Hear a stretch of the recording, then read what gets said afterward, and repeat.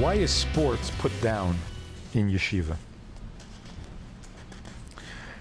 You know, if you have to put down sports, then something is wrong. What do you have to put it down? You're supposed to put down Avodah Zarah. What do you have to put down sports?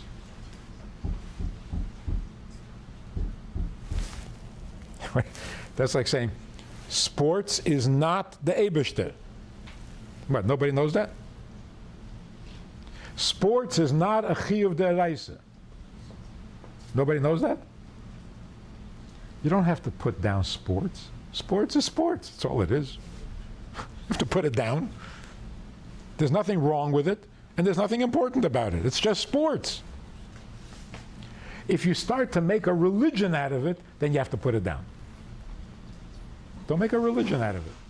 They don't have to put it down. So somebody once complained to the Rebbe that his son is very involved in baseball. So the Rebbe thought for a moment and said, Areina Yetzer Hara. It's Taka Yetzer Hara. It's Areina Yetzer Hara. That's all it is. You have to put it down.